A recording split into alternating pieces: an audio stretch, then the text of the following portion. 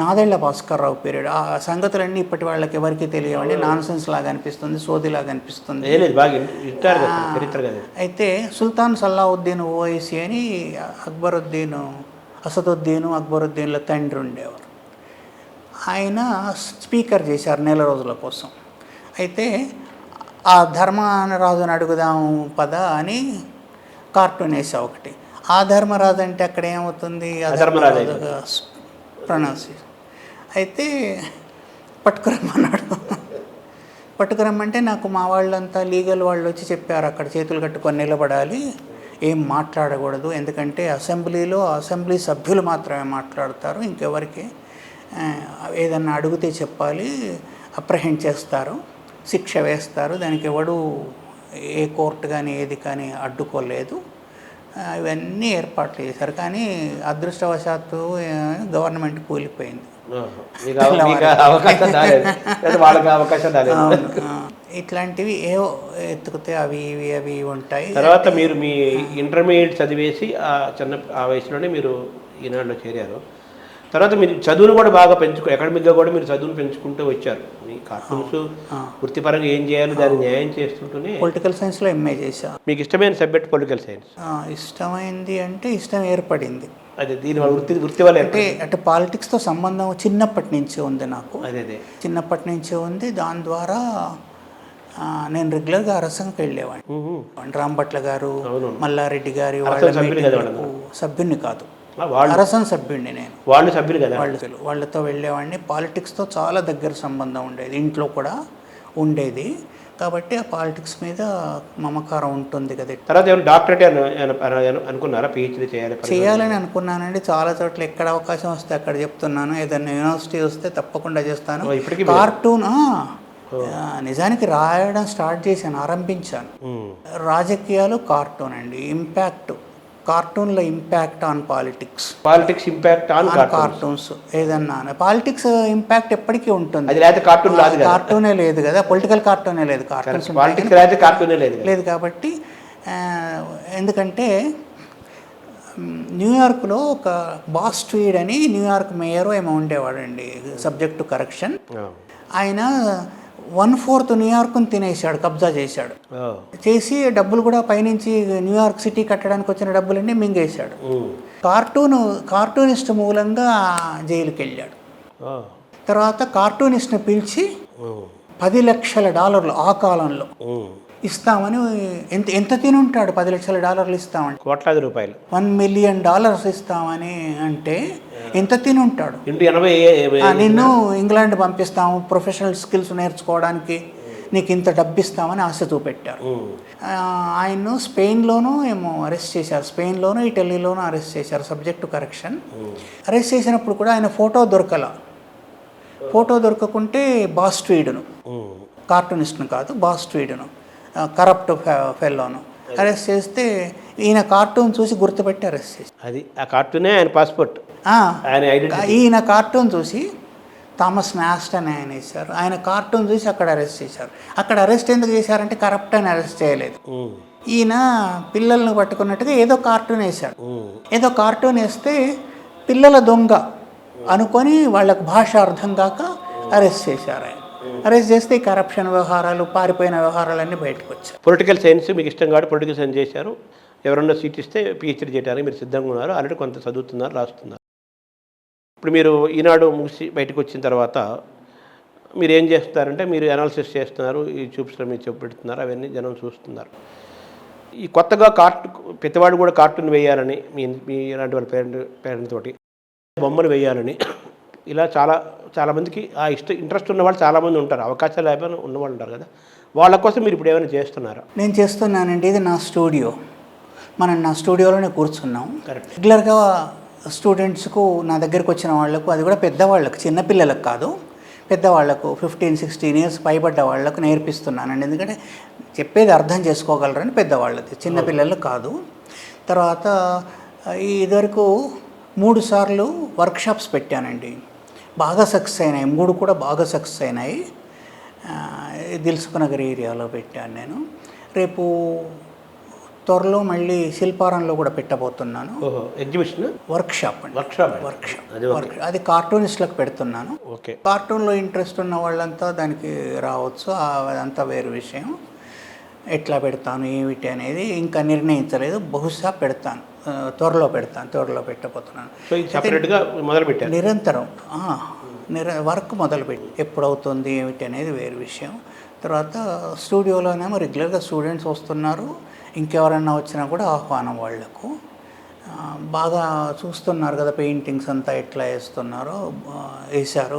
Paintings చూశారు కదా, అవన్నీ స్టూడెంట్స్ వేసినాయి కాబట్టి నేర్పిస్తున్నానండి. తర్వాత చెప్పాలనుకుంది ఏంటంటే, ఈ కార్టూన్ ఎవరితోనైనా నేను కార్టూన్ వేయిస్తారా అని అంటుంటారు మీరు. అవును, అది నిజంగా సాధ్యం అవుతుంది సార్? ఎవరైనా కార్టూన్ వేయగలుగుతారు?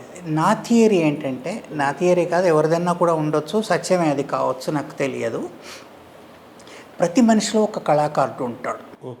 ఎందుకంటే మనం ఎప్పుడు నియాండర్తలు, ఆ తర్వాత వచ్చిన గుహల్లో మనిషి ఉన్న కళ, నియాండర్తలు ఆ పేర్లన్నీ ఎందుకు కానీ, గుహల్లో మనిషి ఉన్నప్పుడు కూడా కుడ్య చిత్రాలు ఉన్నాయి కదా, అవును, వేశారు. గోడల పైన ఏదో గీస్తుంటారు బొమ్మలు. తర్వాత శిల్పాలు చెక్కారు. అప్పుడు ఈ ఎడ్యుకేషన్ కానీ నేర్పించేవాళ్ళు ఇదంతా లేకున్నా కూడా చేశారు కదా. తర్వాత ప్రతి మహిళ ముగ్గులు పెడుతుంది ఇంటి ముందు, కానీ అలంకరిస్తుంది, ఇల్లును బాగా పెడుతుంది. ఇదంతా ఆర్ట్ కదా. నిజానికి ఆర్ట్ మహిళలది అంటారు, మొత్తం మహిళలదట ఆర్ట్, స్త్రీలది. అయితే ఇప్పుడు ఏంటంటే ప్రపంచం మొత్తం మీద అన్నం వండే వాళ్ళు ఎవరు? మహిళలే. ఇంట్లో అన్నం వండుతున్న వాళ్ళు మహిళలే. ఎప్పుడైతే షెఫ్ ఉంటాడో హోటళ్ళల్లో పనిచేసే వాళ్ళు కానీ అక్కడ మగవాళ్ళు ఉంటారు. ఎందుకంటే డబ్బులు వస్తాయి. డబ్బులు ఎక్కడికి వస్తే అక్కడ మగవాళ్ళు జంప్ అవుతారు. అట్లాగే ఆర్టిస్టులుగా పనిచేస్తున్న వాళ్ళు కూడా అంతా మగవాళ్ళుగా ఉంటారు. కానీ నిజానికి ఆర్ట్ అంతా మహిళలు. ఇప్పటి నుంచి చేస్తున్నారు ఆర్ట్ అనేది. ప్రతి మనిషిలో ఆర్ట్ ఉంటుంది. ప్రతి మనిషిలో ఏ కళాకారుడు బొమ్మలేసే కళాకారుడే కాదు. డాన్స్ చేయాలనొచ్చు, పాటలు పాడనొచ్చు, వ్యంగ్యం చేయొచ్చు, వెక్కిరింపు కూడా కళ లాంటిది అంటారు కదా. ఇవన్నీ అంటే అవేమో చతుషష్ఠి కళలు అని 64 కళలు చెప్పి, ఆ 64 కళల్లో ఏదో ఒకటి ఎవరికన్నా ఉంటుంది. శికారులు అదేంట్లో మృషకటికంలో దొంగలాగా అందరికీ ఉంటుంది కళ. అయితే మనం జీవితం, తినాలి, భుక్తి, తర్వాత పేరు ప్రఖ్యాతుల కోసమో, ఎక్కువ జీతం కోసమో ఇట్లా ప్రయత్నిస్తుంటాం కాబట్టి కళాకారుడు చచ్చిపోతున్నాడండి. దాన్ని పక్కన దాన్ని నిలబెట్టుకుంటే మనకేమంటే ఇంకో మనిషి తోడున్నట్టు ఉంటుంది మనిషికి. మనం బొమ్మలో కానీ మన పనిలో, మన కళలో కానీ నిమగ్నం అయితే ప్రపంచం తెలియదు. మన దుఃఖాన్ని, వేదనను మర్చిపోవడానికి లేదా సప్రెస్ చేయడానికి కారణము అతనికి తోడుగా ఉంటాడు అక్కడ. ఇప్పుడు యోగా, మెడిటేషన్ చేస్తారండి, ఆరోగ్యానికి బాగుంటుంది, అంత ఓకే. అయితే మెడిటేషన్ చేయడం వల్ల ఆ వ్యక్తికి మాత్రమే లాభపడతాడు. మెడిటేషన్ చేయని పక్క వ్యక్తి సంగతి ఏంటి? కానీ ఒక ఆర్టిస్ట్ ఆర్ట్ వేసాడంటే యు ఆర్ ప్రొడ్యూసింగ్ సంథింగ్. ఒకటి, you are contributing something to the society. ఏదన్నా ఇస్తున్నాం మనం. అది బొమ్మ వేయటం కూడా ఒక మెడిటేషనే కదా. అది మెడిటేషన్. వాడికి అదే చెప్పాను నేను. మెడిటేషన్ చేసేవారికి వాళ్ళకు మాత్రం ఆనందంగా ఉంటుంది. బొమ్మ వేసేటప్పుడు వీడు మెడిటేషన్ కన్నా ఎక్కువ ఆత్మానందాన్ని పొందుతున్నాడు. And he is creating something and contributing something to the society కదా. తను ఆనందం పొందుతూ, కళాకారుడు అనేవాడు తను ఆనందం పొందుతూ ఎదుటి మనిషి కూడా ఆనందాన్ని అది కూడా తరతరాలు ఇస్తున్నాడు. ఒకసారి ఎండ్ కాదు. ఎందుకంటే 13వ సెంచరీలో వేసిన కళలు అంతకన్నా మనం కేవ్ ఆర్ట్ అనుకున్నాం కదా, అవి కూడా ఇప్పుడు ఉన్నాయి. ఆనందపడుతున్నాం వాటిని చూసి. వాళ్ళు ఎవరేసారో తెలియదు, మనం ఎవరో వాళ్ళకు తెలియదు, అయినా ఆనందాన్ని ఇచ్చి వెళ్తున్నాం కదా. అది ఆనందాన్ని ఇస్తుంది. ప్రతి మనిషిలో ఒక కళ ఉంటుంది. దాన్ని నిద్ర లేపినట్టయితే మనకు మన వేదనలో కానీ, ఆనందంలో కానీ, లేకుంటే డిప్రెషన్లో కానీ తోడుంటాడు. ఒక మనిషి మనలో ఇంకో మనిషి తోడుంటాడు తప్పకుండా. అది గొప్పది ఆర్ట్. ఈ ఆర్ట్ ఏమో, విజువల్ ఆర్ట్ ఏమో, అంటే ముఖ్యంగా బొమ్మలేయడం ఇంటర్నేషనల్ లాంగ్వేజ్ అండి. స్మైల్ అండ్ ఆర్ట్ రెండు ఇంటర్నేషనల్ లాంగ్వేజెస్ అంటారు. మీరు డ్యాన్స్ చేస్తున్నారనుకోండి, ఎవరైనా డ్యాన్స్, ఒక వ్యక్తి డ్యాన్స్ చేస్తుంటే ఆ డ్యాన్స్ ఫామ్ తెలిసిన వాళ్ళకు అది అర్థమవుతుంది. భరతనాట్యం ఇక్కడ, కూచిపూడి అక్కడ, తర్వాత ఇంకొకటి కథక్ ఇంకొక చోట, ఇంకొకటి మోడర్న్ డ్యాన్స్, వాళ్లకు అర్థమవుతుంది, వాళ్ళు ఎంజాయ్ చేయగలరు. అట్లాగే కవిత్వం రాస్తే ఆ భాష తెలిసి, ఆ భాషలో మాధుర్యం తెలిసిన వాళ్ళు మాత్రమే అది చేయగలరు. కానీ ఇప్పుడు ఆవు బొమ్మ గీసినట్టయితే ఆఫ్రికా తీసుకెళ్ళిన ఆవే, ఇక్కడ వచ్చిన ఆవే, అమెరికా వెళ్ళిన ఆవే, దానికి భాష అక్కర్లేదు కదా. స్మైల్ అండ్ ఆర్ట్ రెండు ఇంటర్నేషనల్ లాంగ్వేజెస్ అంటారండి. అది అందరిలో ఉంటుంది. కాబట్టి నేర్చుకోవాలనుకునే వాళ్ళంతా మొహమాట పడొద్దు, నేర్చుకోవడానికి ప్రయత్నించాలి. తప్పకుండా వస్తుంది కూడా. చెప్పాను కదా, ఎవరితోనైనా బొమ్మ వేయించగలం. మనకు ఐసి 2 అక్షరాలు రాయేస్తే చాలు, బొమ్మ వేయగలం. తర్వాత ఈజిప్షియన్ రాత అంతా కూడా బొమ్మలే ఉండేది. తర్వాత ఏమో చైనీస్ కూడా అంతే. చైనీసు అవన్నీ క్యారెక్టర్స్ అవి. అవును, అవి బొమ్మలుగానే ఉండేవి. వాటిని చాలాసార్లు సంస్కరించి ఈ దశకు తీసుకొచ్చారు, కానీ బొమ్మల్లాగే ఉండేవి. ఎవరైతే రాయగలరో వాళ్ళు బొమ్మలు వేయగలరండి. అది థియరీ, దానికి తిరుగులేదు. రాసినట్టు నేర్చుకుంటే దిద్దుతారు కదా పిల్లలు, దిద్దినట్టుగా దీన్ని దిద్దితే అయిపోతుంది. బొమ్మలు వేసిన వాళ్ళు నిరక్షరాస్యులు లేరంటారా? చాలామంది ఉన్నారు. చాలామంది ఇప్పుడు కేవార్ట్లో అక్షరాస్యుడా నిరక్షరాస్యుడా? అదే ఎందుకంటే అంటే మీరు శిల్పాలు చెక్కిన వాళ్ళు ఉన్నారు. స్థపతి నేర్చుకోవచ్చు, కింద చెక్కుతున్న వాళ్ళు. తర్వాత ఈ తలుపుల మీద బొమ్మలు చెక్కుతున్న వాళ్ళు, వీళ్ళంతా అక్షరాస్యులు అందామా నిరక్షరాస్యులు అందామా? అక్కడ ఉన్న కృష్ణుడి బొమ్మ చెక్కిన వాళ్ళు కూడా ఎలాంటి వాళ్ళు అయి ఉంటారు?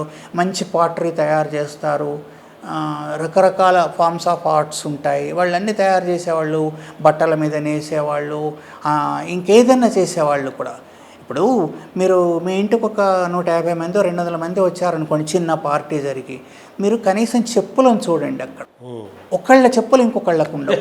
అదంతా ఎవరు చేస్తారు? డిజైన్లు వీళ్ళే కదా, కళాకారులు, ఆర్టిస్టులే చేస్తారు కదా. మరి మనం ఎక్కడ లేదందాం. అంటే ప్రతి మనిషిలో కళాకారుడు ఉంటాడు. అలాగే అక్షరాస్యతకి కళకి సంబంధం లేదు, ప్రతి చోట కళ ఉంటుంది. ఫ్యాన్ చేసేటప్పుడు డిజైన్ చేస్తారు, కారు చేసేటప్పుడు డిజైన్ చేస్తారు కదా. ఇప్పుడు నల్ల గొడుగులు ఉండేవండి, ఇప్పుడు మనకు తెల్ల గొడుగు కనిపిస్తుంది, ఇంకా బొమ్మలు ఉన్న గొడుగు కనిపిస్తుంది. అది డిఫరెంట్గా మార్చాలి, ఇట్లా చేస్తే బాగుంటుంది, అదే పాతది నల్లది ఏం బాగుంటుంది.